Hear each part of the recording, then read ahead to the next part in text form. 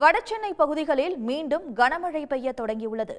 இது தொடர்பான கூடுதல் விவரங்களை வழங்குகிறார் செய்தியாளர் மணிவர்மன்.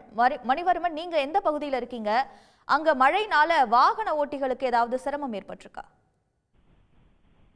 வடசென்னையில் காலை முதலே லேசான மழை தொடர்ந்து பின்பு ஓய்ந்து வெயில் களை காட்டிய நிலையில் திடீரென்று மீண்டும் தற்பொழுது கனமழையானது பெய்து வருகிறது. குறிப்பாக திருவொற்றியூர், எண்ணூர், வண்ணாரப்பேட்டை பகுதிகளில் இந்த மழையானது பொழிந்து வருகிறது.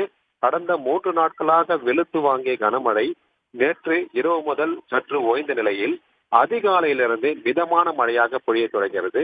காலையில் தொடங்கிய மழையானது சற்று ஓய்ந்து வெயில் களை காட்டி பரவலாக மழை விட்ட சூழ்நிலை ஏற்பட்ட நிலையில் மீண்டும் தற்பொழுது மழை பெய்து வருவது பொதுமக்களிடையே அச்சத்தை ஏற்படுத்தியுள்ளது.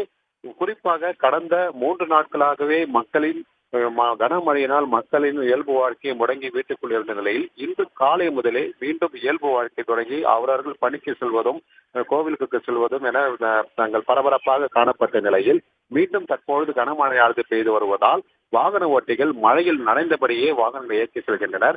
பொதுமக்களும் மழையை எதிர்பார்க்காததால் நனைந்தபடியே சாலையில் நடந்து செல்கின்றனர். வாகன ஓட்டிகள் ஆங்காங்கே தஞ்சம் அடைந்துள்ளனர். கடந்த 3 நாட்களாக தொடர்ந்த மழையானது ஓய்ந்திருப்பது என்று நினைத்த நிலையில் மீண்டும் தற்போது கனமழை பெய்து வருவது பொதுமக்களிடையே அச்சத்தை ஏற்படுத்தி வருகிறது. உடனுக்குடன் செய்திகளை தெரிந்து கொள்ள சன் நியூஸ் பெல் ஐகானை கிளிக் பண்ணுங்க.